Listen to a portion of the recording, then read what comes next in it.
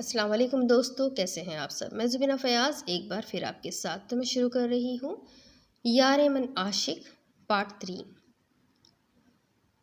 Boss, आपने भाभी की बहन पर नज़र रखने का कहा था, तो ये बंदा नाचीज़ आपके सामने हाजिर है।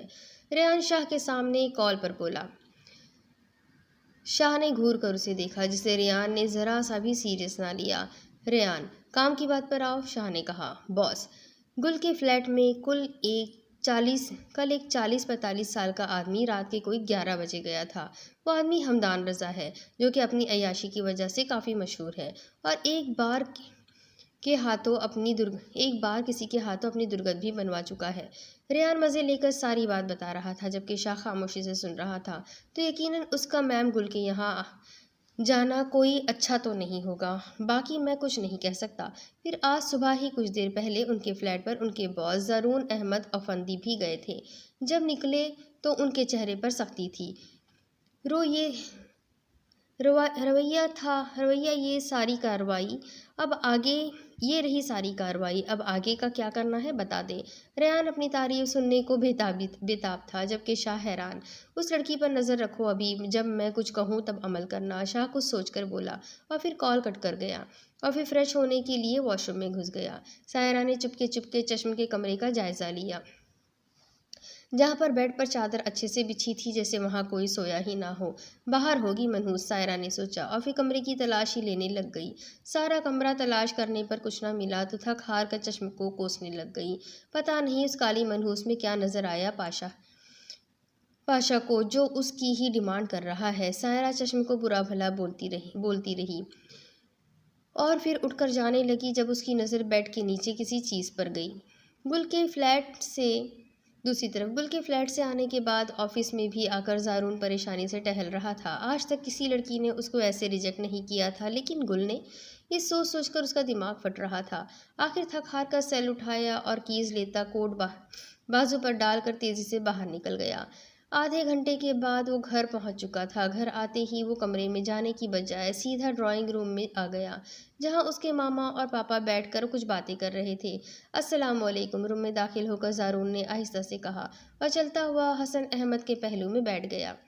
ज़ारून को परेशान देखकर हसन को हैरत हुई।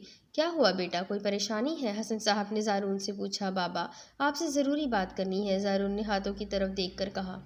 बोलो, हसन साहब ने ज़ारून को थपकी देकर कहा। ज़ारून ने फिक्र से एक नज़र अपने माँ बाप को देखा। मैं एक लड़की को पसंद करता हूँ और मैं चाहता हूँ कि आप आज शाम को उसके यहाँ रिश्ता लेकर जाए।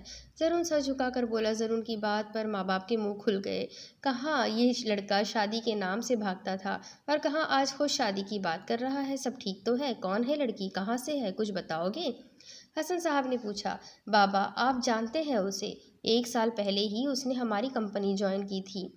नूरगुल नाम है उसका और यही इसी शहर में रहती है। माँ बाप का बचपन में ही इंतकाल हो चुका है, जबकि रिश्ते के नाम पर बस एक बहन है जो काफ़ी मासूम है। ज़रून सारी हकीकत बताता हुआ बोला। ज़रून बेटा, ये कैसी बात कर रहे हो? उसका स्टेटस और हमारे स्टेटस दोनों में ज़मीन आसमान का फ़र्क है। और लोग क्या कहेंगे? तुम हमारे इकलौते वारिस हो। हमेशा तुम्हारी हर बात पर सर झुकाया है हमने। मगर हसन साहब, मैं बता रही हूँ, मैं कभी राह चलती लड़की से अपने बेटे की शादी नहीं करूँगी। ज़रून की मामा रफ़त बोली, जबकि ज़रून को हैरत हुई अपने माँ बाप की बात पर। मामा, मैं सिर्फ गुल से ही शादी करना चाहता हूँ, मेरी ज़िंदगी है ये, और मैं कम से कम इस पर किसी को इतना हक नहीं दे सकता कि वो मेरी लाइफ के फैसले कर ले, और ना ही आप लोगों को। ये मेरी जिद समझ ले या पागलपन, लेकिन मैं गुल से ही शादी करूँगा, और वो भी कल। अब आप लोगों को जो कहना है कहें, लेकिन ये मेरा आखिरी फैसला है।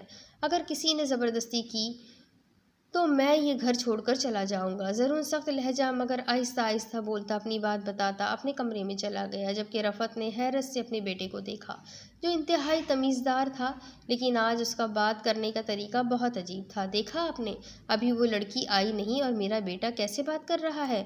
मैं मरकर भी शादी नहीं करने दूंगी, बता दे अपने बेटे को, रफ़त बेगम गुस्से से कहती वहाँ से चली गई, जबकि हसन साहब सोचों में गुम हो गए थे। एनी ने नाश्ते का ऑर्डर दिया और फिर चश्म को लेकर एक बड़े खूबसूरत कमरे में आ गई। कमरे का पेंट पिंक था, पर्दों का रंग कालीन का रंग, अलमारी, डेकोरेशन, मतलब हर चीज़ का रंग पिंक था। कमरे में एक बड़ा सा बेड था और साथ ही राइटिंग टेबल और बड़ी सारी अलमारी जिसमें कपड़ों, जूतों, ज्वेलरी वगैरह के अलग अलग पोर्शन थे, और एक जानिब बालकनी जहाँ से लॉन का खूबसूरत नज़ारा देखने को मिलता था। एक जदीद और उम्दा वॉशरूम जहाँ पर ज़रूरत की हर चीज़ मौजूद थी, हर तरह के शैम्पू, साबुन। चश्म पुरशौक अंदाज में कमरा देख रही थी। ये आपका कमरा है?" चश्मे तजस्सुस से पूछा। "नहीं, ये कमरा तुम्हारा है। असल में कुछ चीज़ें कम थी तो इसलिए तुम्हें बॉस के कमरे में रात को सोना पड़ा, लेकिन अब ये कमरा तुम्हारा है, तुम जैसे चाहो रह सकती हो। अगर कोई मसला हो तो मुझे फ़ौरन बता देना।" एनी कबर्ड की जानिब जाती हुई बोली। चश्म का मुंह खुला था। मेरा कमरा कैसे?" चश्म ने हैरत से कहा। "जाहिर है, जब तक तुम 18 की नहीं हो जाती तब तक बॉस के कमरे में तो नहीं रह सकती ना।" एनी शरारत से बोली और आगे बढ़कर कबर्ड खोली। अंदर हर रंग का ड्रेस मौजूद था, ड्रेस के मुताबिक ही हिजाब भी, जो कि ख़ास शाह की हिदायत पर एनी ने ऑर्डर दिया था। चश्म हैरत से सब देख रही थी, जैसे यकीन ना आ रहा हो ये सब उसके लिए भी कभी हो सकता है। एनी ने सारी चीज़ें खोलकर चश्म के सामने कर दी। "देखो, इस वाले हिस्से में हिजाब है, इसमें कपड़े, इसमें जूते और ये वाले में बाकी की चीज़ें।" एनी अलमारी के हिस्सों पर हाथ रखते हुए बोली, जो गोल शक्ल में थे और हाथ से आसानी से आगे पीछे हो रहे थे और घुमाने पर बदल रहे थे। चश्म के लिए अब अलग था, इसलिए ये सब कुछ बहुत अलग था, इसलिए वो हैरत में थी। "ये बहुत प्यारा है।" चश्म बेड पर हाथ लगाते हुए बोली, जहाँ पर बहुत प्यारा सा एक भालू पड़ा था। "ओह, ये ख़ास बॉस की जानिब से उनकी लिटिल प्रिंसेस के लिए है।" एनी भालू को देखकर बोली, जिस पर चश्म झिझक गई। "अच्छा, ये लो ड्रेस और जल्दी से बाहर आ जाओ, मैं तैयार करूँ फिर।" एनी एक प्यारा सा पिंक ड्रेस हाथ में पकड़कर चश्म से बोली। चश्म हैरान थी। एनी ने ज़बरदस्ती उसे भेजा और ख़ुद इंतज़ार करने लग गई। आखिर 10 मिनट बाद बाहर आई, झुका सा चेहरा और झिझक लिए। एनी ने उसे देखा, जिस पर पिंक रंग बहुत प्यारा लग रहा था। रंग सानुला था मगर इतना डल भी नहीं था। हर रंग उसके मासूम परी जैसे चेहरे पर बहुत उठता था। "बहुत प्यारी लग रही हो।" एनी चश्म के पास आकर हिजाब पकड़कर बोली और फिर खुद अच्छे से सेट करने लग गई। आखिर 7 मिनट तक चश्म अच्छे से मुनफरिद हिजाब में थी। एनी ने फिर मेकअप वाला हिस्सा बाहर निकाला और मैच करने लग गई। मुझे ये नहीं करना।" चश्म ने कहा। "बॉस का हुक्म है, मैं कुछ नहीं कर सकती।" एनी मुस्कुराकर बोली और फिर हल्की पिंक लिपस्टिक और लाइनर ही चश्म को लगा दिया। फाइनल टच देकर चश्म को देखा, जो मासूम चेहरे में कयामत लग रही थी, जबकि चश्म को रह रहकर सायरा की बात याद आ रही थी कि वो गुलाबी रंग में और काली लगेगी वगैरह वगैरह। "ज़बरदस्त, आज तो बॉस की खैर नहीं।" एनी आंख दबाकर बोली, जिस पर चश्म शर्मा गई और चश्म का चेहरा सुर्ख हुआ। "आप झूठ तो नहीं बोल रही ना?" चश्म ने पूछा। "मेरी बात पर यकीन नहीं तो बॉस से खुद पूछ लेना।" एनी शरारत से बोली। चश्म कंफ्यूज सी हुई। "अच्छा, मैं जा रही हूँ, तुम देख लो अच्छे से कमरे को, अगर कुछ चाहिए हो तो बता देना।" एनी चश्म को मजीद तंग नहीं करना चाहती थी, इसलिए बोलती हुई बाहर चली गई। चश्म कमरे को देखने लग गई। दूसरी तरफ गुल परेशानी से सर पकड़कर बैठी थी कि क्या फ़ैसला करे। एक तरफ हमदान था और दूसरी तरफ ज़रून। "या अल्लाह, जो मेरे हक़ में बेहतर हो वही फ़ैसला मैं करूँ, मेरी मदद कर।" गुल थक हार कर सर टेबल पर रख कर बोली। जब सेल पर अनजान नंबर से कॉल आने लग गई। गुल ने कॉल उठाई, जबकि दूसरी जानिब वाले की आवाज़ सुनकर हलक तक कड़वा हो गया। दूसरी तरफ शाह वाइट शर्ट और ब्लैक पैंट में, कोहनी तक बाजू फोल्ड, जेल से सेट किए बाल, ब्लैक सिल्की बाल, हाथ में महंगी घड़ी, सफ़ेद रंग, अनाबी होठ, कुशादा पेशानी, तैयार होकर नीचे आया और एनी को आवाज़ दी। "Where is my little princess?" Shah ने एनी से पूछा। "वो अपने कमरे में है, मैं बुला लूँ?" एनी ने कहा। "नहीं, तुम नाश्ता लगाओ, मैं ले आऊँगा।" शाह एनी से कहता खुद चश्म के कमरे की जानिब चल पड़ा। चश्म हर चीज़ को हाथ लगा लगा कर महसूस कर रही थी। उसे ये सब ख्वाब लग रहा था। अभी वो बेड पर बैठी भालू को पकड़कर खुशी से मुस्कुराकर कुछ सोच रही थी, जब शाह आहिस्ता से दरवाज़ा खोलकर अंदर आया और चश्म को यूँ तैयार देखकर वहीं देखता रह गया। हर नए दिन के साथ साथ वो दीवाना होता जा रहा था उसका। न जाने ऐसा क्या था उस नन्ही सी प्रिंसेस में, ये तो वो भी नहीं जानता था, लेकिन इस पागलपन में भी एक अलग सुकून था, ऐसा सुकून जो उसे कभी नहीं मिला था। चश्म अपनी सोच में थी, तभी उसे शाह की मौजूदगी का एहसास नहीं हुआ। शाह उसे पहली बार मुस्कुराता हुआ देख रहा था। वो इतनी प्यारी भी हो सकती है, वो ये सोच भी नहीं सकता था। दिल था कि बेखुद हुआ जा रहा था। आहिस्ता आहिस्ता चलता चश्म तक आया और नीचे घुटनों के बल बैठकर चश्म का हाथ अपने हाथों में लिया। किसी का नरम और पुरतपिश लम्स पाकर चश्म होश में आई। शाह को सामने नीचे बैठा देखकर जल्दी से खड़ी होना चाहा, जिसे शाह ने नाकाम बनाया। आप चश्म नज़र उठा झुकाकर सहम कर बोली। साथ ही दिल की धड़कन को देखा जो बढ़ गई थी। शाह हौले से मुस्कुरा दिया और वहीं डिंपल नुमाया हुए चश्म को शाह बहुत प्यारा लगा था और ना चाहते हुए भी हाथ अपने आप शाह के चेहरे पर मौजूद डिंपल तक गए, जिसे फिर उसने जल्दी से वापस कर लिया, जबकि शाह दिलो जान से फिदा होती निगाह से अपनी लिटिल प्रिंसेस को देख रहा था। और फिर मुस्कुराकर आहिस्ता से ऊपर होकर चश्म के माथे पर बोसा दिया। चले नाश्ता करें। शाह उठकर चश्म को देखकर बोला और फिर आहिस्ता आहिस्ता चश्म का हाथ पकड़कर चलता हुआ बाहर ले आया। दूसरी तरफ, कैसी है मैडम गुल जी? हमदान कुर्सी पर सर रखे बोला, जबकि गुल दांत पीस कर रह गई। क्यों फ़ोन किया है? गुल ने सख्ती से पूछा। गुल की बात पर हमदान हंस पड़ा। जाहिर है मैडम, हमारा दिल बेताब था तुम्हारी आवाज़ सुनने को, इसलिए हम नाचीज़ ने कॉल कर ली। खैर, अब तो हम खुद बहुत बेताब हैं तुम्हें अपने पास पाने के लिए, लेकिन क्या करें, अभी तुम्हारे पास वक्त है। हमदान गुल की तस्वीर देखकर बोला। गुल का दिल चाहा कि वो उस शख्स का सर फाड़ दे। अपनी घटिया ऑफर अपने पास रखो और आइंदा मुझे कॉल ना करना। गुल गुस्से से कहती फ़ोन कट कर गई। आना तो हमारे ही पास है मैडम, दिल जो आ गया है तुम पर। हमदान तस्वीर को देखकर बोला और फिर खुद ही हंस पड़ा। क्या करूं आखिर, कहाँ जाऊं इस कम टाइम में चश्म को लेकर। पहले ही बहुत मुश्किल से उस मनहूस पाशा से जान छुटी है हमारी, अब ये। अल्लाह प्लीज़ अब कोई रास्ता निकाल मेरे लिए, चश्म के लिए। गुल थक हार कर अल्लाह से बातें कर रही थी जब दरवाजे पर किसी की आहट हुई। जब देखा तो सामने ही ज़रून दीवार से लगा खड़ा गुल को देख रहा था। गुल ने हैरत से उसे देखा, फिर गुस्सा दराया। आप यहाँ क्या कर रहे हैं और आप आए कहाँ से? दरवाज़ा तो बंद है, गुल ने गुस्से से कहा। ज़रून के लब मुस्कुरा दिए। दिल में आने के लिए अगर दरवाजे बंद मिले तो फिर चोर रास्ता इख्तियार करना ही पड़ता है। ज़रून नीली आंखों में प्यार लिए गुल का जवाब दे गया। देखे, गुल ने कुछ बोलना चाहा। जी देख ही तो रहा हूँ, ज़रून ने शरारत से कहा। मैं पहले ही बहुत परेशान हूँ, आप मुझे मज़ीद परेशान कर रहे हैं। गुल जच होकर बोली। इसीलिए तो बोल रहा हूँ शादी कर ले, सारी परेशानी मैं खुद के सर ले लूँगा, बस एक बार आजमा कर तो देखें। ज़रून ने आस लिए गुल को कहा। गुल ने बेख्तियार ज़रून को देखा जो उसे ही देख रहा था। मेरा फ़ैसला अभी वही है, गुल ने नज़र चुरा कर कहा। वो कमज़ोर नहीं पड़ना चाहती थी। आप एक औरत है, औरत एक बेल की मानिंद होती है और बेल को ताकत और फलने फूलने के लिए एक दीवार की हमेशा ज़रूरत होती है, और वो दीवार हमेशा मर्द होता है। ज़रून कदम कदम चलता गुल के सामने रुककर बोला। मुझे कुछ नहीं सुनना, गुल ने सर झुकाकर कहा, लेकिन मुझे कहना है। वो हमदान क्या लगता है आपको? वो आसानी से आपका पीछा छोड़ देगा। ज़रून हाथ बांधकर गुल से बोला। नहीं, बिल्कुल भी नहीं, वो एक शैतान है। वो शैतान इतनी आसानी से जान नहीं छोड़ा करते। और फ़र्ज़ करें, ज़रून बात करता हुआ फिर पल भर को रुका। गुल ने बेसाख्ता उसे देखा। हमदान से पीछा छूट भी जाता है तो क्या गारंटी है कि आगे जाकर आपको ऐसे लोग नहीं मिलेंगे? ज़रून ने गुल को कंधों से थाम कर पूछा। गुल ने नज़र चुरा ली। ये आपका मसला नहीं, गुल ने खुद को दूर करते हुए कहा।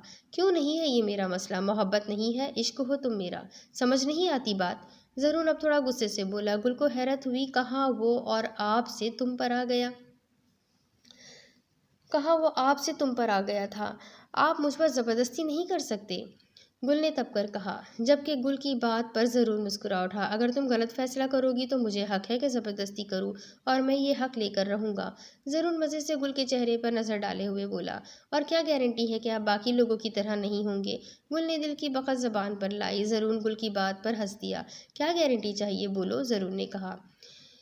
एग्रीमेंट, फ़र्ज़, अगर मैं आपसे शादी कर लेती हूँ तो मैं एक एग्रीमेंट करूँगी कि मैं जब चाहूँ आपसे तलाक ले सकूँ। हाँ, अगर मुझे आप पर यकीन आ गया तो, गुल ने हथियार डालकर कहा। ज़रूर गुल की बात पर दिल से खिल उठा। यकीन की बात छोड़ो मिस गुल, इश्क होगा आपको मुझ नाचीज़ से। और वो भी बहुत जल्द। ज़रून गुल को चैलेंज करता हुआ बोला, लेकिन अगर आप नाकाम रहे तो फिर आप मुझ पर ज़बरदस्ती नहीं कर सकेंगे। और दूसरी बात, ये शादी 6 माह तक चश्म को पता नहीं चलनी चाहिए, क्योंकि मैं नहीं चाहती कि वो आपसे कोई उम्मीद रखे जब तक कि मैं खुद आप पर यकीन ना कर लूँ। गुल अपनी शराइत बताती हुई बोली, जिस पर ज़रून ने सर को खम किया। ओके, मंजूर है। थोड़ी देर तक मामा पापा आ रहे हैं और कल निकाह होगा, so be ready to be mine forever. ज़रूर मुस्कुराता हुआ गुल के चेहरे को देखता मोहब्बत से बोलता वहाँ से चला गया, जबकि गुल अब सोच रही थी कि कहीं उसने गलत फैसला तो नहीं कर लिया। ज़िल्लत से बेहतर है कि इज्जत से निकाह कर लूँ, फिर बाद में खुद ही कहीं चली जाऊँगी, गुल ने सोचा। लेकिन कौन जानता था कि जो होता है हमेशा वही बेहतर होता है। दूसरी तरफ नाश्ता लग चुका था। शाह चश्म का हाथ पकड़कर टेबल तक लेकर आया, कुर्सी खींचकर उस पर बिठाया और ख़ुद उसके लिए स्लाइस बनाने लगा। एनी मुस्कुराकर शाह की चश्म के लिए चाहत देख रही थी। शाह ने ब्रेड चश्म के सामने की। लो लिटिल प्रिंसेस, शाह मुस्कुराकर चश्म को देते हुए बोला, जिसको चश्म ने कांपते हाथों से पकड़ा और आहिस्ता आहिस्ता खाने लग गई। शाह फुर्सत से चश्म को नाश्ता करते हुए देखने लग गया। एनी, लिटिल प्रिंसेस के लिए नाश्ते में दूध लाया करो, शाह जूस का ग्लास अपने लिए भरकर बोला, जबकि एनी फ़ौरन दूध का ग्लास लेने चली गई और शाह जूस का ग्लास हाथ में पकड़े चश्म पर नज़र रखे था। एनी ने ग्लास लाकर चश्म के सामने रख दिया। ग्लास को देखकर चश्म ने शाह को देखा और फिर हिम्मत करने लगी और वो कैसे बोले, वो मैं दूध नहीं पीती, चश्म ने आहिस्ता आहिस्ता कहा, जिस पर शाह ने कोई जवाब नहीं दिया। पहले नहीं पीती थी अब, पर आज से पियोगी, शाह सुकून से चश्म से बोला। चश्म ने रोनी शक्ल बनाई। डोंट डू दिस, शाह ने चश्म के चेहरे को देखकर कहा जहाँ आंखें आंसू से भरी हुई थी। शाह की आवाज़ पर चश्म ने जल्दी से आंसू पी लिए। चलो शाबाश, आज से मेरी लिटिल प्रिंसेस दूध पिया करेगी ताकि जल्दी से बड़ी हो जाए। शाह मुस्कुराता हुआ ग्लास उठाकर चश्म के लबों को लगाकर प्यार से बोला।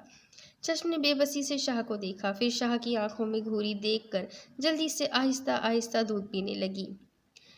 ग्लास 2 मिनट में खाली हो गया। That's like my little princess, Shah मुस्कुराकर चश्म के लबों पर लगे दूध के निशान हाथ से साफ करता हुआ बोला, जबकि चश्म दिल में गुस्सा लिए बैठी थी, पर कह कुछ नहीं सकती थी और कुछ कहने के लिए हिम्मत कहाँ से लाती। मुझे जाना है, चश्म ने आहिस्ता आहिस्ता से कहा। शाह चश्म की बात पर हैरान हुआ। क्यों जाना है और कहाँ? शाह ने पूछा। वो हॉस्टल, आपिया परेशान हो जाएगी, चश्म ने हिम्मत करके कहा। तुम्हारी आपिया इतनी बड़ी है आजकल के उनके पास इतनी बिजी है आजकल के उनके पास बिल्कुल भी टाइम नहीं कि तुम्हारे बारे में परेशान हो। शाह हाथ साफ करता हुआ बोला, जब चश्म ने हैरत से उसे देखा। चलें? शाह चश्म का हाथ पकड़कर बोला। कहाँ? हॉस्टल? चश्म मासूम चेहरा लिए जल्दी से बोली, नहीं मेरी जान, हम अपनी शादी की शॉपिंग करने जा रहे हैं, क्योंकि मेरे दिल का कुछ पता नहीं कभी तुम पर बेईमान हो जाए। इसलिए बेहतर है जल्दी से तैयारी शुरू कर दे। शाह चश्म का हिजाब सेट करता हुआ बोला, जबकि चश्म के पल्ले कुछ नहीं पड़ा था, पर सर हिला दिया। शाह को यही अदा पसंद थी कि वो बहुत मासूम थी, तभी तो उसे वो लिटिल प्रिंसेस कहकर बुलाता था। आहिस्ता आहिस्ता समझ जाओगी मुझे भी और मेरे जज्बात को भी, शाह झुककर चश्म की भूरी आंखों में देखकर बोला। चश्म ने जल्दी से सर झुका लिया। शाह बुरा नहीं था, बस सख्त मिजाज का था, या उसके नज़दीक जो उसका है वो बस उसका ही है, उसे कोई और भी क्यों देखे। जहांगीर साहब, अपने पोते को समझा लो, वो मेरे रास्ते में आ रहा है, अपनी ज़बान में रोक लो वरना मेरी ज़बान महंगी पड़ जाएगी फिर। फ़ोन पर आवाज़ गूंज रही थी। इन अल्फाज पर दादी का गुस्सा 7 आसमान तक चला गया था। इस बार नहीं पाशा, इस बार तुम्हें सारे हिसाब देने होंगे, और याद रखना इस बार मैं अकेला नहीं हूँ, मेरा जवान शेर दिल पोता भी है, जिसका मुकाबला कम से कम तुम जैसे बुज़दिल तो कभी नहीं कर सकते, और जिस लड़की के पीछे तुम हो उसकी हिफाजत मैं खुद करूँगा, और याद रखना अगर उसे कुछ हुआ तो तुम्हारी खबर उससे पहले बनेगी। जहांगीर शाह मुगल एक दहाड़ से बोलते कॉल कट कर गए थे। अफजल खान गुस्से से ड्राइवर को आवाज़ दी। जी साई। ड्राइवर भाग कर आया। जल्दी से गाड़ी निकाल, हम शहर जा रहे हैं अपने वक्त के पास। जहांगीर रौबदार लहजे में बोले और ड्राइवर जल्दी से गाड़ी निकालने लगे। जरून ने घर छोड़ने की धमकी दी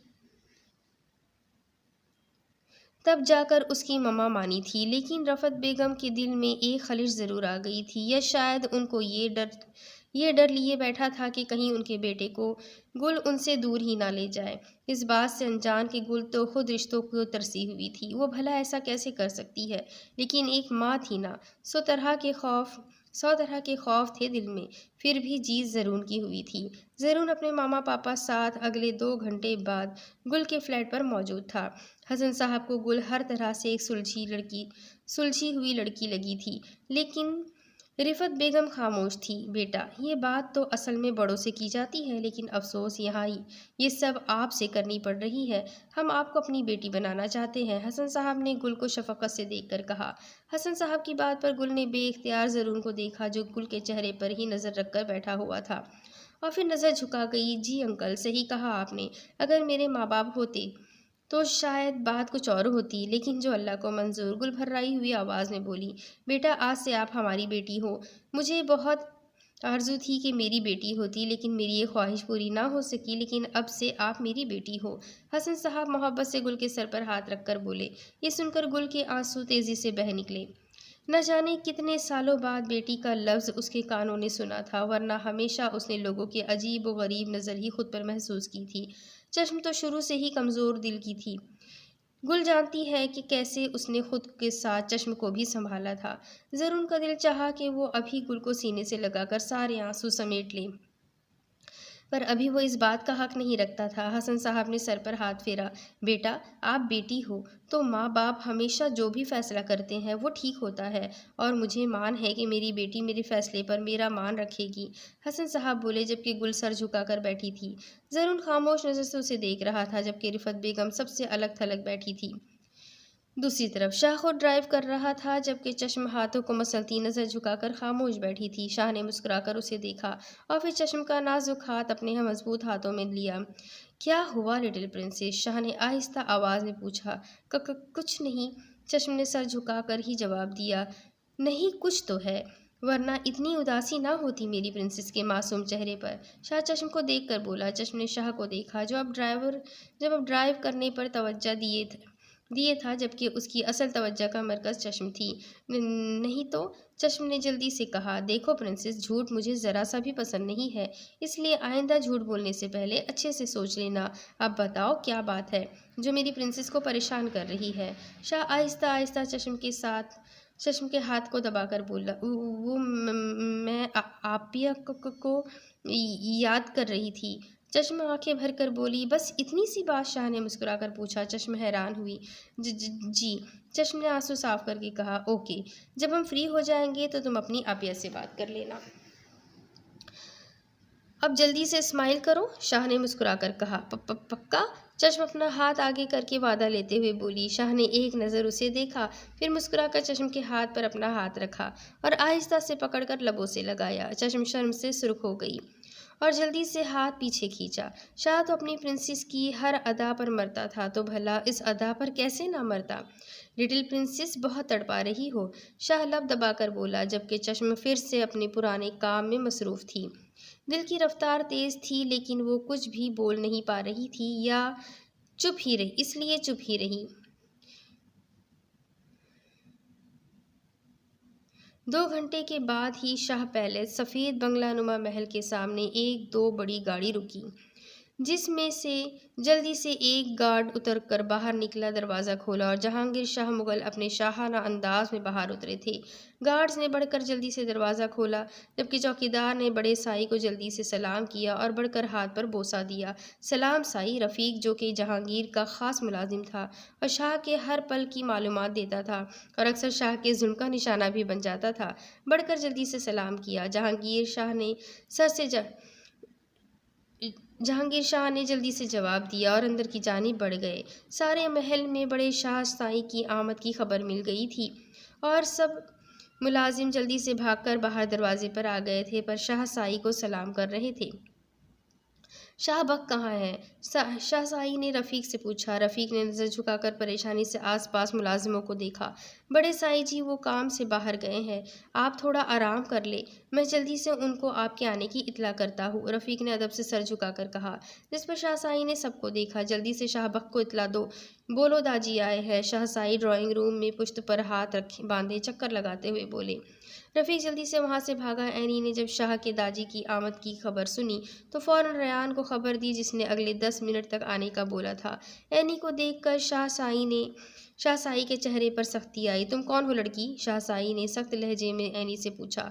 मैं बॉस की सेक्रेटरी हूँ, एनी ने अदब से कहा। जिस पर शाहसाई ने सर हिलाया। अपने बॉस को बोलो जल्दी से मेरे सामने हाजिर हो जाए, हम इंतज़ार कर रहे हैं। शाहसाई ने हुक्म दिया। जी शाहसाई, मैंने आपका कमरा साफ़ करवा दिया है, आप आराम कर ले, जैसे ही बॉस आते हैं मैं उनको आपका पैगाम दे दूंगी। एनी कमरे में गए। एनी कमरा कहाँ? कमरे में गई, जिस पर शाहसाई अपने कमरे की जानिब बढ़ गए और एनी ने सुख का सांस लिया। आज पता लगा कि बॉस इतने सख्त मिजाज क्यों है। उफ, शाहसाई कितने गुस्से वाले हैं, लेकिन उनकी शख्सियत पर गुस्सा और सख्ती बहुत सूट कर रही थी। एनी शाहसाई के बारे में सोचते हुए बोली।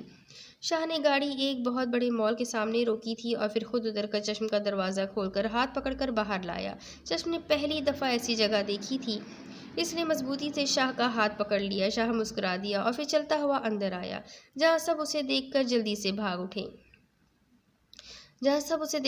से भाग कर आए। शाह सर, आप कोई काम था तो हमें ऑर्डर कर देते, मैनेजर जल्दी से भाग कर आता हुआ बोला। शाहबक के नाम से कौन वाकिफ़ नहीं था। वो मशहूर बिजनेसमैन था और कुछ अपने गुस्से की वजह से भी मशहूर था। मेरी लिटिल प्रिंसेस के लिए सबसे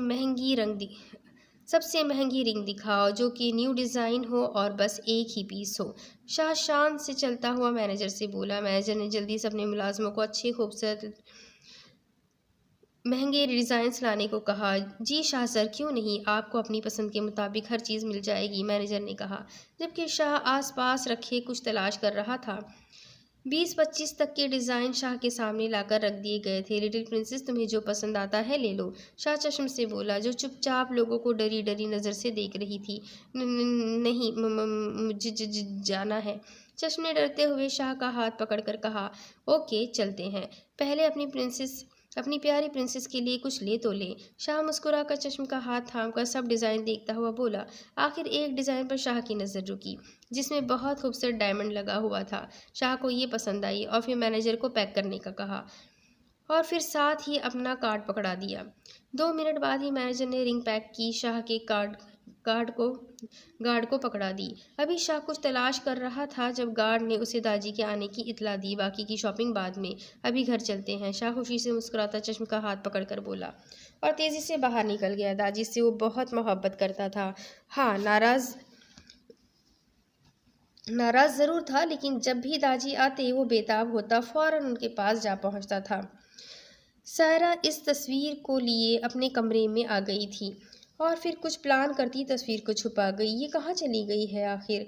ना हॉस्टल में नज़र आ रही है, ना ही कॉलेज में। कहीं इसकी बहन तो नहीं ले गई? सायरा परेशानी से चक्कर लगाते हुए बोली। अगर ऐसा हुआ तो पाशा तो मुझे मार देगा, कितनी मुश्किल से उसे ये मनहूस मिली थी, अब फिर हाथ से निकल गई है, सायरा सोचते हुए बोली। लेकिन ये पाशा को क्यों चाहिए? आखिर करना क्या चाहता है वो? सायरा ने तब कर सोचा। दूसरी तरफ ज़रून ने खुद ही गुल के लिए एक बहुत खूबसूरत ड्रेस का ऑर्डर कर दिया था, जो कि वो निकाह पर पहनने वाली थी। ज़रून बहुत खुश था, आखिर उसको उसकी मोहब्बत जो मिल रही थी। तो आखिरकार मिस गुल, आप मेरी हो ही गई। ज़रून तसव्वुर में गुल से बात कर रहा था जैसे वो सुन रही हो। तुम्हें मुझ पर और मेरी मोहब्बत पर यकीन आ ही जाएगा, और तुम्हें यकीन के साथ साथ मुझसे मोहब्बत करनी पड़ेगी। ज़रून मुस्कुराकर बोला और फिर गुल के बारे में सोचने लग गया।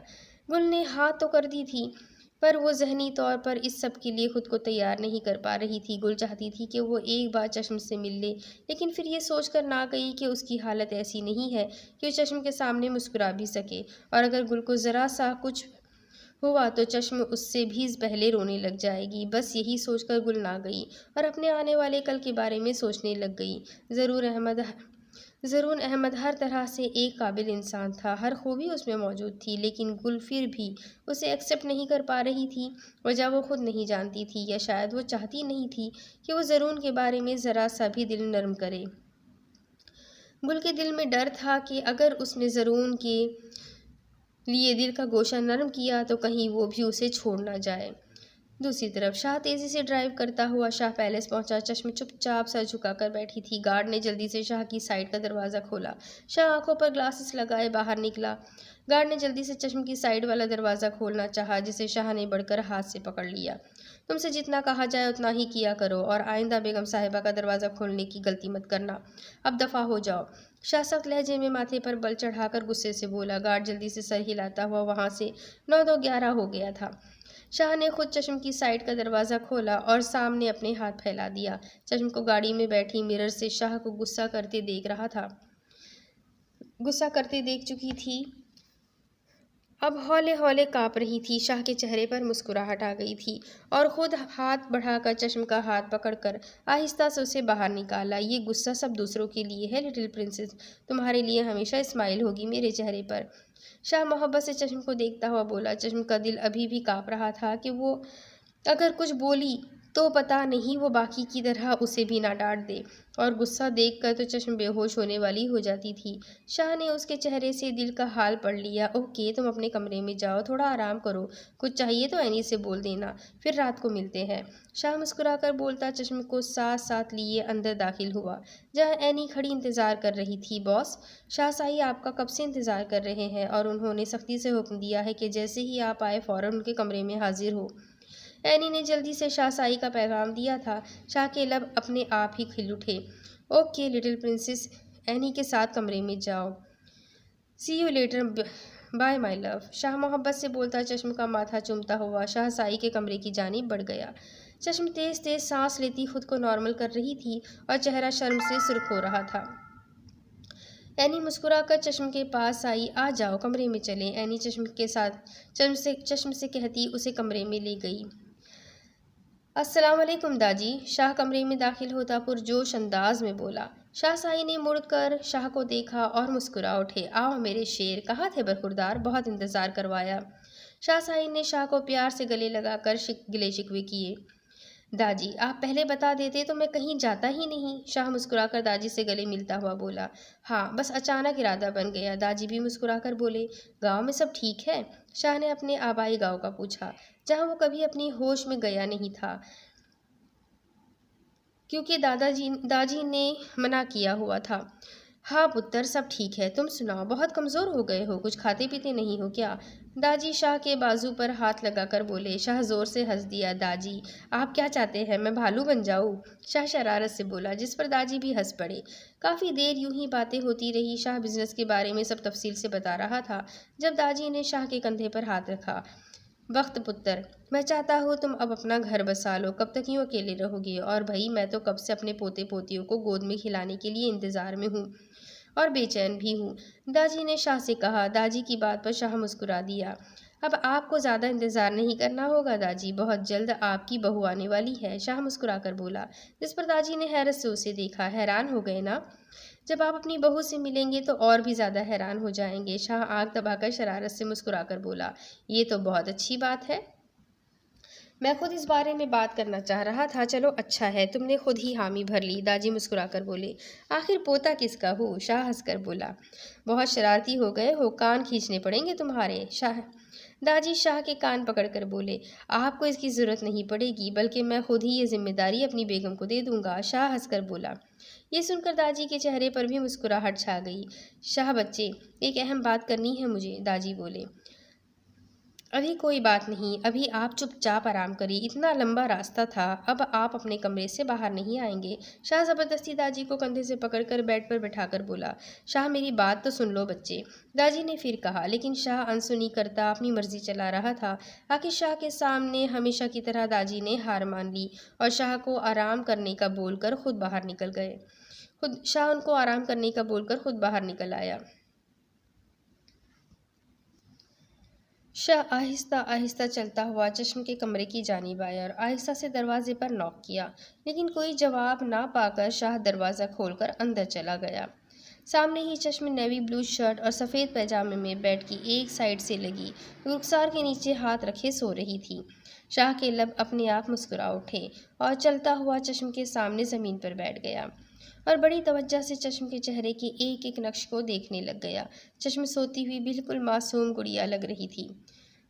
सोते हुए देखकर शाह को वो अपने दिल के बहुत करीब लगी थी और हाथ बढ़ाकर चश्म के चेहरे पर से उंगली की मदद से बाल साइड पर करने लग गया। चश्म के वजूद में थोड़ी सरसराहट हुई और शाह की मुस्कुराहट मजीद गहरी हुई। बस 15 दिन की दूरी है, फिर तुम हमेशा के लिए मेरी बनकर रहोगी मेरे पास, लिटिल प्रिंसेस।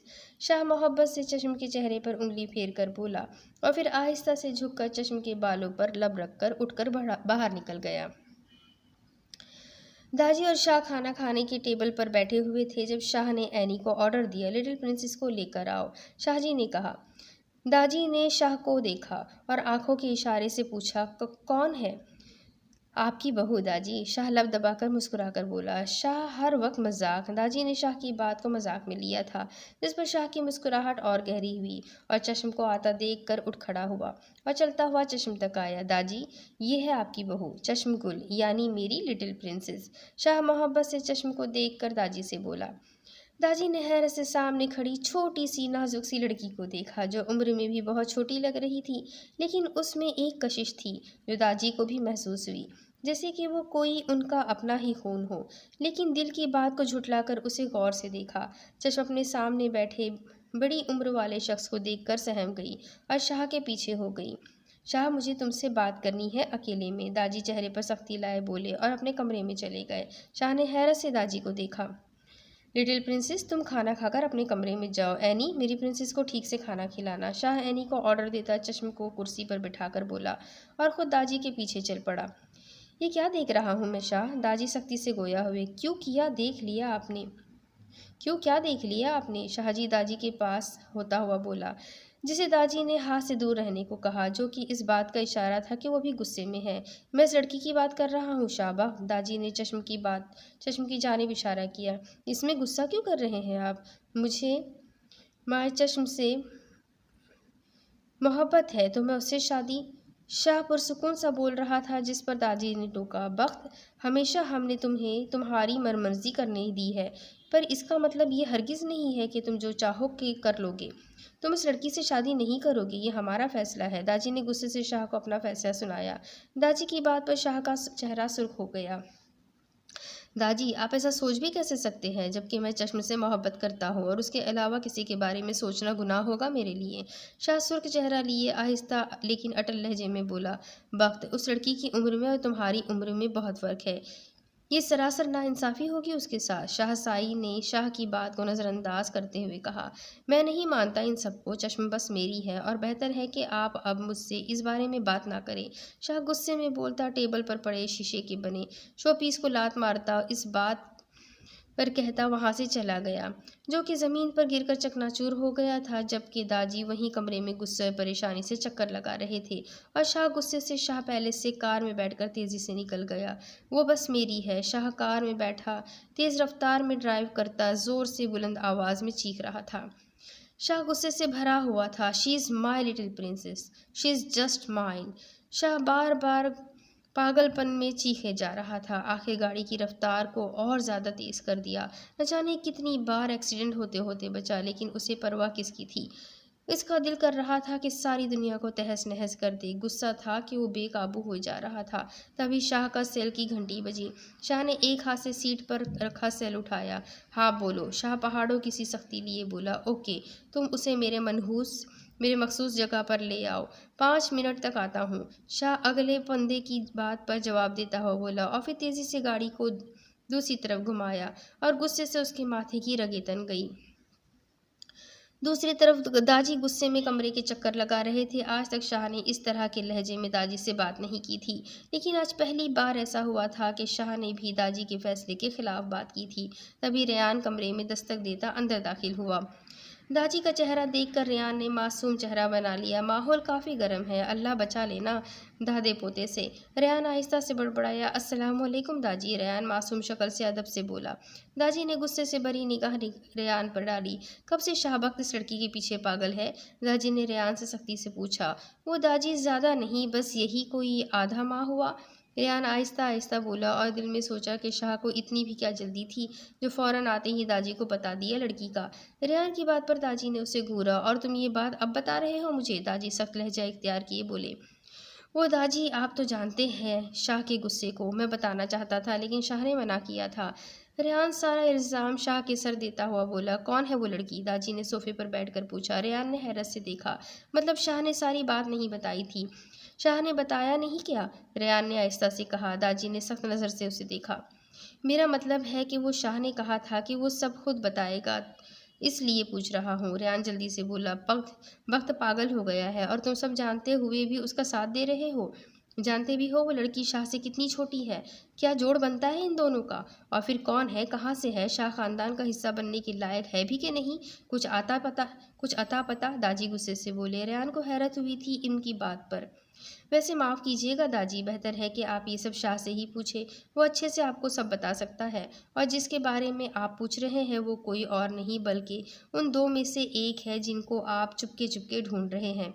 रेयान नज़र झुकाकर बोला। रेयान की बात पर दाजी ने शौक से रेयान को देखा। तुम कहना क्या चाहते हो? दाजी ने उठकर करीब आते हुए कहा। कुछ नहीं दाजी, बस इतना कि वो हर लिहाज से शाह के बिल्कुल काबिल है। बाकी आप शाह से खुद पूछे। रेयान आहिस्ता आहिस्ता बोला। मुझे शाह ने एक काम दिया था, मैं वो कर लूँ? माफ़ी शाहज़ाई, लेकिन जाना ज़रूरी है। अल्लाह हाफिज़। रेयान बहाना बनाता हुआ वहाँ से शाहज़ाई के हाथ चूमकर बाहर निकल गया, जबकि दाजी हैरान परेशान वहीं खड़े रह गए और शाह का बेताबी से इंतज़ार करने लगे। दूसरी तरफ शाह एक फार्म हाउस पर पहुंचा और गुस्से में सुर्ख चेहरा लिए बाहर निकला और अंदर बढ़ गया। कहाँ है वो? शाह अंदर जाता अपने खास आदमी से बोला।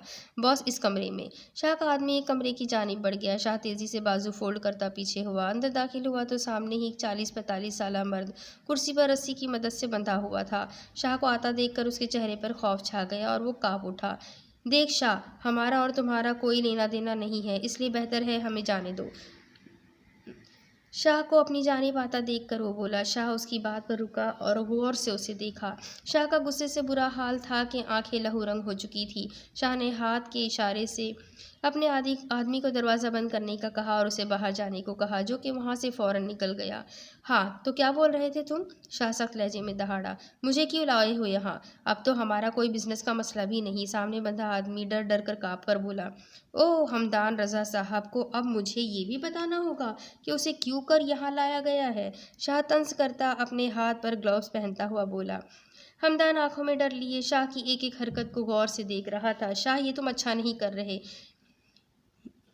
इसका अंजाम बहुत बुरा होगा। हमदान ने धमकी दी। अभी तुम अपने अंजाम की परवाह करो। शाह दहाड़ा था और एक ज़ोरदार थप्पड़ उसके मुंह पर दे मारा। शाह का ज़ोरदार थप्पड़ खाकर हमदान का सर घूम गया था।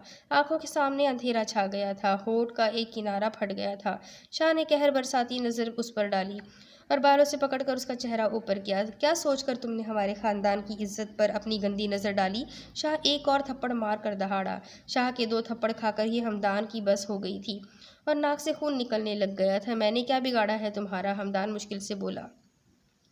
शाह ने हमदान की बात पर एक और हाथ का मुक्का बनाकर मारा। हमदान ज़मीन पर गिर गया था। चेहरा 2-3 जगह से फट गया था जहाँ से अब खून निकल रहा था। तुमने मेरी लिटिल प्रिंसेस पर अपनी गंदी नज़र रखी, ये गुनाह है तुम्हारा, और तुमने मेरी इज्जत पर हाथ रखा है। गुल पर अपनी गंदी नज़र रखी। तुम्हारी हिम्मत कैसे हुई ये सब करने की? शाह गुस्से से पागल होता हमदान को ज़ोर से मारता हुआ बोला। हमदान अधमुआ हो चुका था। दर्द से चीखें बाहर तक जा रही थी। बाहर से शाह के आदमी ने आकर शाह को रोका।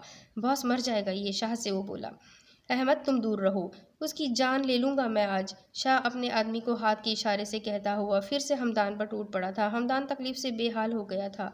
आखिर शाह का तशद्दुद ना बर्दाश्त करता बेहोश हो गया। शाह का गुस्सा अभी तक कम नहीं हुआ था। अहमद शाह हाथ से ग्लव्स उतार कर दहाड़ा। अहमद फ़ौरन वहाँ आया।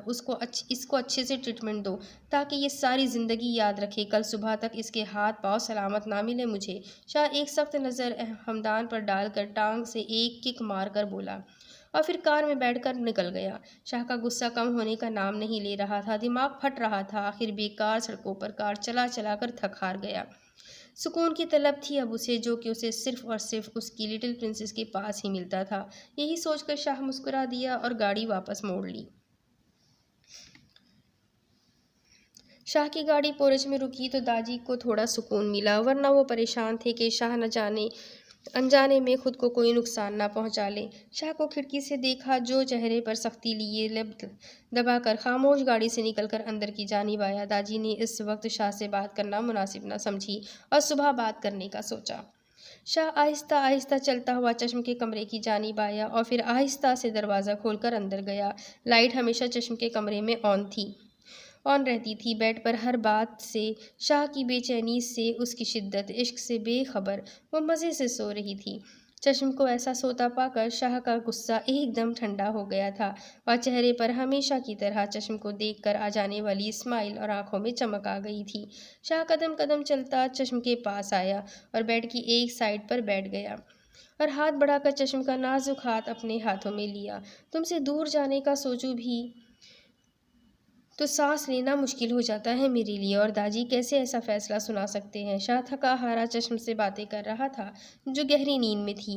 तुम बस मेरी लिटिल प्रिंसेस हो। तुमसे दूर होना मेरे लिए बस में नहीं, मेरी हर रग में बस चुका है तुम्हारा इश्क। तुम नावाकिफ हो मेरी हालत से, लेकिन मैं चाहकर भी तुम्हें दूर नहीं कर सकता। शाह आहिस्ता आहिस्ता बोलता चश्म को देखकर बोला और फिर झुककर माथा चूम लिया।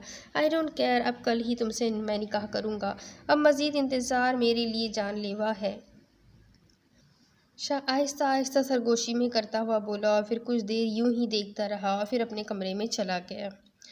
शाह वक्त अपने कमरे में आकर सोफे पर गिर सा गया था और अपने फैसले पर सोचने लगा। अगर कभी इसमें मुझसे दूर होना चाहा, तब क्या कर सकूँगा मैं? शाह ने पहलू बदल कर सोचा, लेकिन फिर अगले ही पल टेबल को लात मारकर अपनी सोच को झुठला दिया। जब तक मेरी आखिरी सांस है तब तक मेरी चश्म मुझसे दूर नहीं हो सकती, और ना किसी को मैं ये करने दे सकता हूँ, शाह ने गुस्से से कहा और फिर उठकर सिगरेट सुलगाई। शाह को उसकी आदत नहीं थी, बल्कि सख्त नापसंद थी।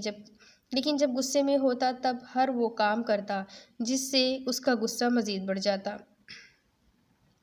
एक तरह से खुद को अजियत देकर सुकून मिलता था उसे। थोड़े कश लगाकर सिगरेट वहीं ट्रे में फेंक देता और एक और सुलगा लेता। आंखें बंद किए दिल के डर और खौफ को झुठला रहा था जब दरवाजे पर आहट हुई। चश्म दरवाजे पर हाथ मसल रही थी और साथ साथ नज़र झुकाकर खड़ी थी। शाह उसे इस वक्त अपने कमरे के सामने पाकर जहाँ हैरान हुआ वहीं खुश भी, और सिगरेट को वहीं फेंक कर चलता हुआ चश्म तक आया। क्या हुआ लिटिल प्रिंसेस, नींद नहीं आ रही? शाह चश्म के करीब आकर आहिस्ता आहिस्ता नर्म लहजे में बोला। शाह को सामने पाकर चश्म ने एक नज़र उठाकर उसे देखा। आप अप्पियाँ कहती है ये अच्छी चीज़ नहीं होती और गंदे लोग इसे अपने पास रखते हैं। चश्म का इशारा सिगरेट की जानिब था। चश्म की बात पर शाह ने सब कुछ उठाकर डस्टबिन में फेंक दिया। ओके, अब बताओ उठ क्यों गई? शाह मुस्कुराकर बोला। वो मुझे डर लग रहा था। मुझे वो हॉस्टल जाना है। चश्मा आहिस्ता आहिस्ता बोली। चश्म की बात पर शाह के लब खिल गए। मेरी प्रिंसेस होकर डर रही हो, ये तो बहुत बुरी बात होगी मेरे लिए। शाह चश्म का हाथ पकड़कर सोफे पर बिठाकर खुद नीचे बैठकर बोला, नहीं, वो बस ऐसे ही। चश्म को अच्छा नहीं लगा था कि वो उसे डरपोक बोले, तभी जल्दी से बोली और जाने को उठी, जिसे शाह ने अपने हाथ के दबाव से रोका। मेरी प्रिंसेस, जो डर लगता है, तभी मैंने फैसला किया है कि कल मैं हमेशा के लिए अपनी लिटिल प्रिंसेस को अपने पास ले आऊँगा। शाह चश्म के हाथ अपने हाथों में लिए बोला। चश्म ने भूरी आंखों में हैरत लिए उसे देखा, जिसे शाह ने समझ लिया। कल हमारा निकाह है और मुझे उम्मीद है तुम्हें कोई मसला नहीं होगा, है ना? शाह ने मोहब्बत से चश्म के चेहरे को देखते हुए पूछा। चश्म के जिसे हाथ पाँव ही फूल गए। नहीं, निकाह कैसे? चश्म परेशान हो उठी थी। क्यों, कोई मसला है क्या? शाह ने पूछा। मुझे आपके पास जाना है। आप प्लीज़ छोड़ आए ना। चश्म रोने की हो गई थी, जिससे शाह ने घूरी से रोका। हाँ, निकाह के बाद मैं खुद ले जाऊंगा, शाह ने कहा। चश्म कुछ बोलना चाहती थी पर ना हिम्मत थी और ना बोलने के लिए अल्फाज। अब तुम अपने छोटे से जहन पर जोर ना दो, जाओ और सो जाओ। शाह चश्म को हाथ से पकड़कर उठाकर बेड की जानिब ले गया।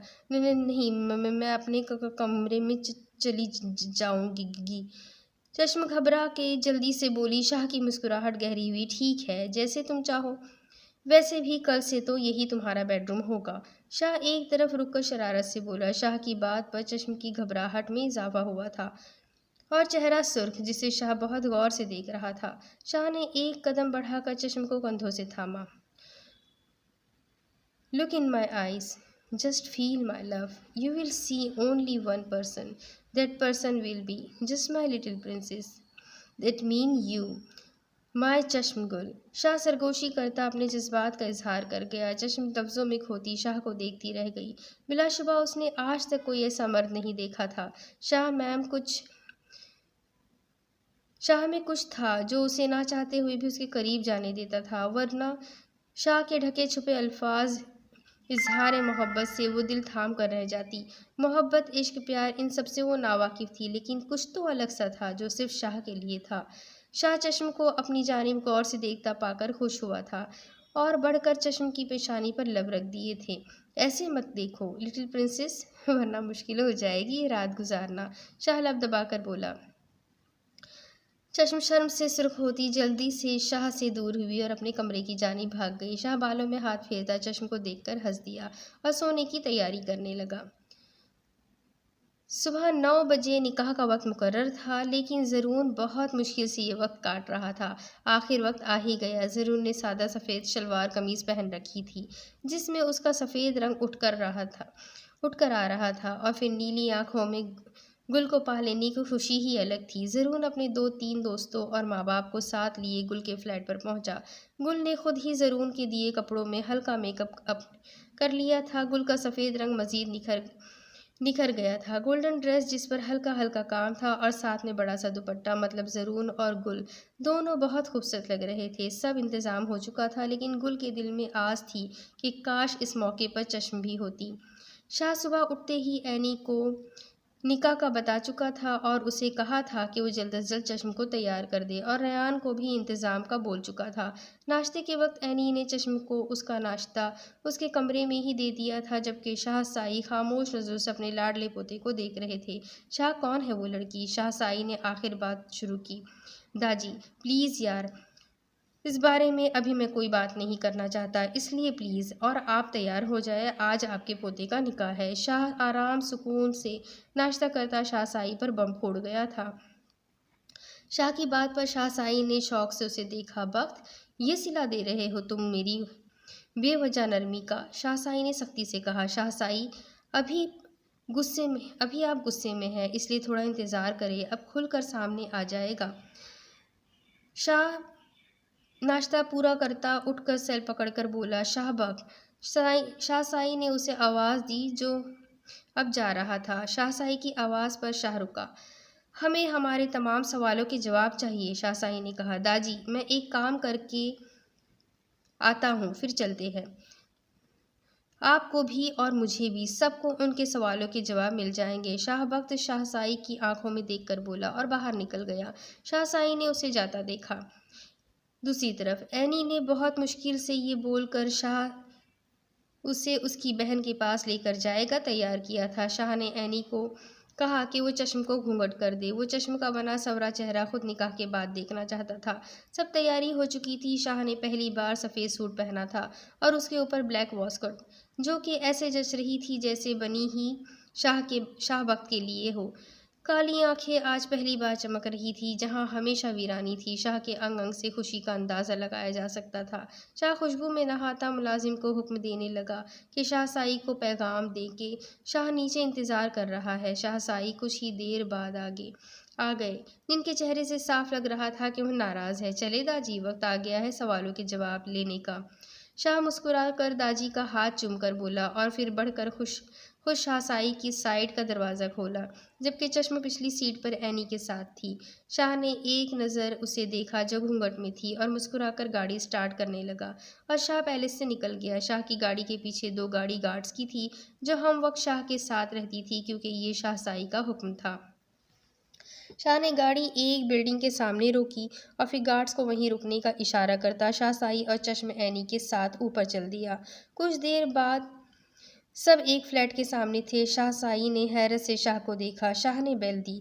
जरून और गुल का निकाह शुरू होने लगा था जब दरवाजे पर बेल हुई। गुल ने परेशानी से जरून को देखा कि कहीं हमदान ना हो और कोई मसला ना कर दे। आखिर जब दरवाज़ा खोला और अंदर आने वालों को देखकर सब हैरान हो गए और ऐसे था जैसे सबको सांप सूंघ गया हो। चश्म। गुल ने चश्म को देखकर हैरत से दंग होकर कहा। शाह मुगल। जरून शाह को सर से पांव तक देखकर बोला। चश्म, तुम यहाँ कैसे? और ये कौन है? तुम इनके साथ क्यों? गुल ने चश्म के पास जाकर पूछा। शाहसाई गुल का चेहरा देखकर वहीं जम गए। इतने सालों बाद उनकी तलाश खत्म हुई थी। गुल बानो, शाहसाई नम आवाज़ में आहिस्ता से बोले। गुल ने हैरत से शाहसाई को देखा और फिर शाह बख्त को। आज हमारा निकाह है जैसा कि तुम्हारा और ज़रून अहमद खान का है, और मैं चाहता हूँ कि तुम्हारी ख्वाहिश पूरी हो जाए कि तुम्हारी बहन तुम्हारे निकाह में हो, और इसी तरह मेरी लिटिल प्रिंसेस की ख्वाहिश भी पूरी हो जाए कि वो अपनी अपिया से मिल ले। और मैं खुद भी चाहता हूँ कि चश्म का निकाह तुम्हारे सामने हो। आखिर तुमने उसे पाला है तो इतना हक तो बनता है। शाह हाथ बांध कर गुल से मुखातिब हुआ। शाह की बातें अजीब लगी उसे, लेकिन निकाह का सुनकर वहीं वो फ्रीज भी हो गई, जबकि वहीं चश्म अपनी बहन के निकाह का सुनकर हैरान हुई थी और शाहसाई माजी में खो चुके थे। जहांगीर शाह मुगल अपने गांव गोठ महारा में सबसे ज़्यादा काबिले इज्जत और सख्त लेकिन गरीब आवाम के लिए रहमदिल इंसान थे। सारा गांव हर तरह की मदद की ज़रूरत के लिए जहांगीर शाह के पास आते थे और मुश्किल था कि कोई शख्स खाली हाथ वापस जाता। औलाद में अल्लाह ने एक बेटी गुलबानो और एक बेटे इकरार शाह से नवाजा था। वहाँ रिवाज था या इस बात को बहुत इज्जत दी जाती थी कि आपस में बहन भाई में अपने बच्चों के रिश्ते कर दिए जाते, और वो भी वट्टे सट्टे पर। जहांगीर शाह को गांव में शाहसाई के नाम से बुलाया जाता। शाहसाई का भी एक भाई था, जहाँ नजीब शाह मुगल। बाकी लोगों की तरह शाहसाई ने भी अपने बच्चों का रिश्ता बचपन में ही अपने भाई के बच्चों के साथ कर दिया था। जहाँ नजीब शाह के दो बेटे थे जो कि जुड़वा थे, जमान शाह और रमान शाह, और एक बेटी सीमा जहानजेब थी। बचपन में ही सीमा और इकरार शाह को आपस में निकाह जैसे हसीन बंधन में बांध दिया गया था, जबकि गुलबानो का रिश्ता रोमान शाह के साथ तय था। वक्त के साथ साथ सब बड़े होते चले गए और जवान हो गए। शाहसाई ने अपने दोनों बच्चों को अच्छी तालीम दिलवाई, जबकि दूसरी जानिब जहाँ नजीब शाह के बच्चे ज़्यादा पढ़ ना सके, सीमा ने बस मैट्रिक तक ही पढ़ा था और फिर छोड़ दिया, और जमान शाह ने भी बहन की तरह ही जल्दी तालीम को खैराबाद कहकर अपनी ज़मीनों पर ध्यान दिया। जबकि रुमान का मिजाज सबसे अलग था, बहुत नरम और सुलह जो बंदा। लेकिन इसके मुकाबले में जमान शाह बहुत अनापरस्त इंसान था, जो कि सबको अपने पाँव की खाक ही समझता था। यही वजह से थी कि सब लोग उससे पसंद नहीं करते थे। सीमा भी जमान की तरह ही नकचड़ी थी, जो गुलबानों के मुकाबले में बहुत हसीन तो थी, लेकिन साथ साथ इस बात का गुरूर करना नहीं भूलती थी और कोई मौका नहीं जाने देती कि वो गुलबानों को नीचा दिखा सके। लेकिन वही वो इकरार शाह के लिए बिल्कुल पागल थी। उसका पागलपन सारे गांव में मशहूर था। एक बार जब एक गांव की लड़की से इकरार शाह ने बेकर ली तो सीमा ने हवेली में तूफान बर्पा कर दिया। आखिर उस लड़की को सीमा के पांव पकड़कर माफ़ी मांगना पड़ी, तब जाकर जान छोड़ी। यही बात इकरार शाह को सख्त नापसंद थी। गुस्से में बेहद तेज था इकरार शाह, और जज्बातीपन भी बेहद, लेकिन हुस्न की दौलत और जहानत में अपनी मिसाल आप था। सफ़ेद रंग, ऊंचा लंबा कद, काली आंखें जो देखने वाले को कैद कर लेती। लेकिन शाहसाई की तरह सख्त मिजाज था और लोगों के लिए रहमदिल, लेकिन वहीं अपनी बहन पर जान देता था। जबकि गुलबानों का रंग थोड़ा सा सानुला था, लेकिन नैन नक्श इकरार शाह की तरह बहुत खूबसूरत थे। गुलबानो सीमा की तरह तेज़ तर्रार नहीं थी, लेकिन बिल्कुल सीधी सादी थी, जिसका फ़ायदा अक्सर सीमा उठा जाती। जब इकरार लंदन से अपनी पढ़ाई पूरी करके आया, तब तक गुलबानो भी अपना बीए मुकम्मल कर चुकी थी। इकरार शाह के वापस आने पर शाहसाई ने बहुत बड़ी तकरीब रखी, और उसी तकरीब में शाहसाई ने इकरार शाह के वलीमे का ऐलान कर दिया, जिसे सुनकर इकरार शाह ने बगावत कर दी कि वो किसी भी कीमत पर सीमा जैसी कम अकल और मगरूर सी लड़की से शादी नहीं करेगा। शाहसाई ने बहुत गुस्सा किया, लेकिन इकरार शाह ने किसी बात का असर नहीं लिया और हमेशा के लिए घर छोड़कर चला गया। इकरार शाह के जाने पर गुलबानो सहम सी गई, जबकि सीमा पागल हो गई, हर वक्त चीखती रहती और मातम करती रहती, जिसे देखकर ज़मान शाह ने दिल ही दिल में कोई प्लान कर लिया था।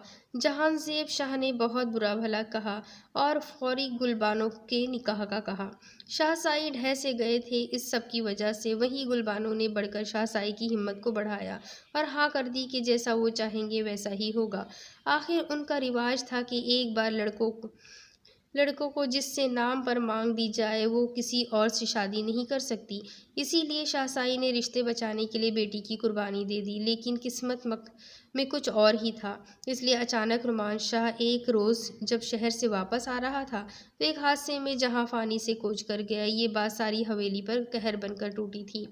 सीमा, जो अभी इकरार शाह की बेवफाई पर मातम कर रही थी, अपने जवान भाई की मौत पर बिल्कुल ही जहनी तवाज़ुन खो गई।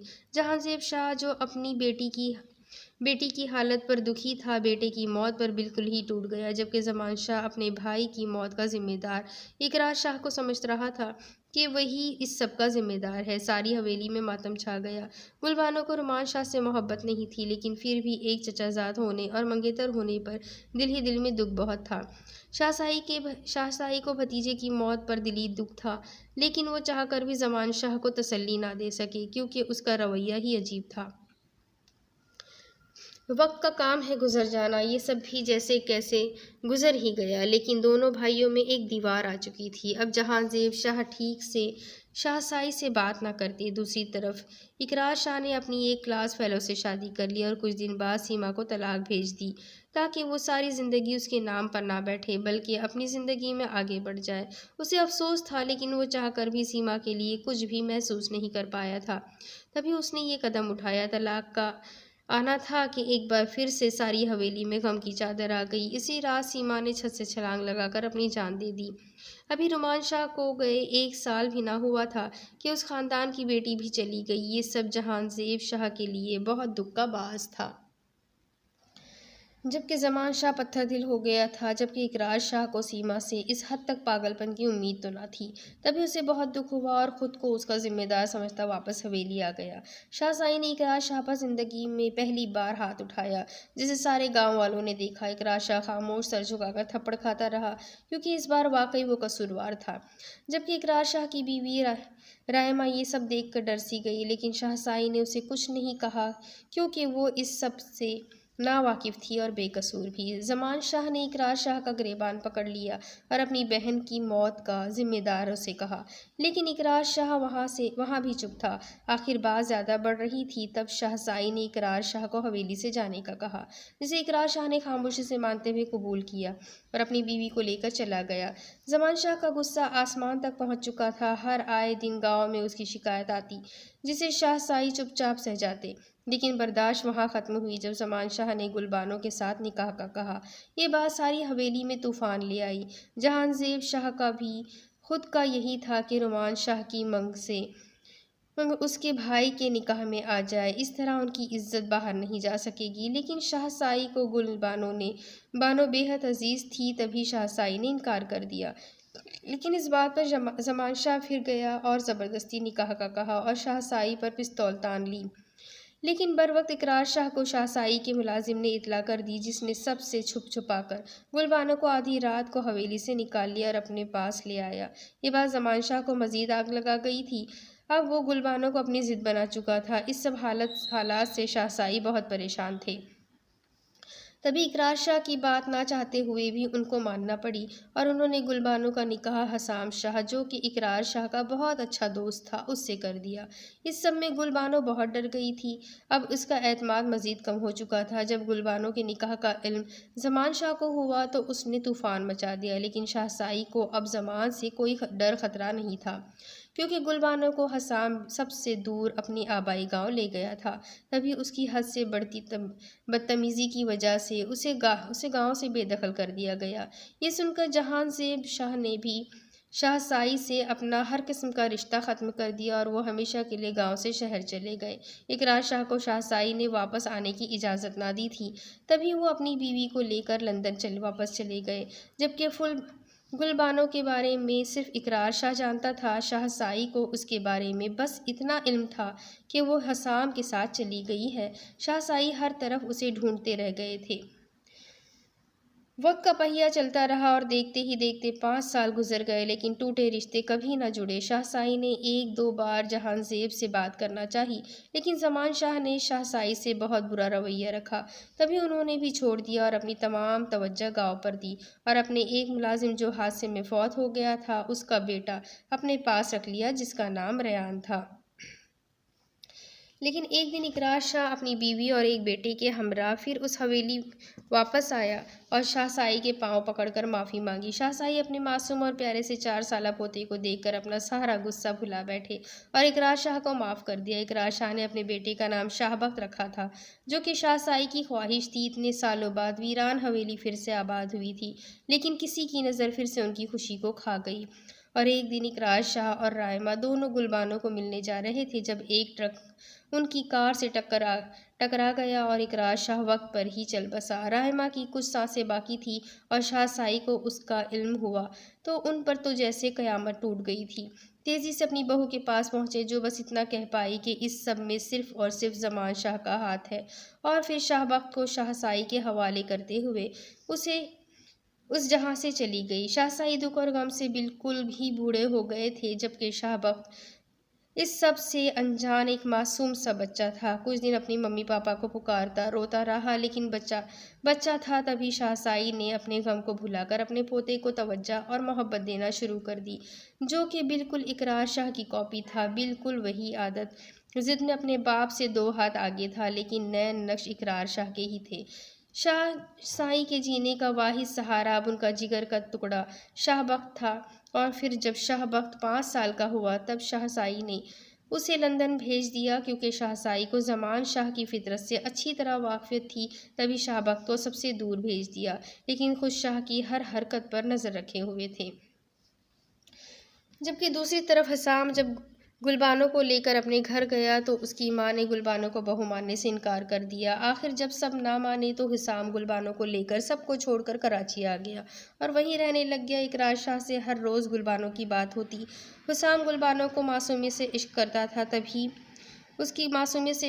तभी गुलबानो को बहुत मोहब्बत और प्यार से रखा था। वक्त के साथ साथ गुलबानो का एतमाद फिर से बहाल हो गया था और शादी के 5 साल बाद उनके घर प्यारी सी परी भेजी, जिसका नाम उन्होंने नूर गुल रखा था, लेकिन प्यार से उसे गुल ही कहते। गुल के आने से हुसाम और गुलबानो को मोहब्बत मज़ीद बढ़ गई थी और आहिस्ता आहिस्ता वक्त गुजर गया। लेकिन इस सब में इकरार शाह बहुत खुश था कि गुलबानो को हुसाम जैसा शौहर मिला था, इसलिए वो लंदन चला गया था। एक घर एक जन्नत जैसा था। वक्त गुजर गया और गुल जब 6 माह की थी, जब एक दिन इकरार शाह की मौत की खबर मिली, जिसे सुनकर गुलबानो अपने होश हवास खो गई। लेकिन हसाम से इकरार शाह ने कसम ली थी कि चाहे कुछ भी हो जाए, लेकिन वो कभी भी गुलबानो को वहाँ लेकर नहीं जाएगा। तभी हिसाम ने गुलबानो को संभाला। ये वक्त भी गुजर गया। गुलबानो शाहसाई को बहुत याद करती थी, लेकिन मजबूरी थी।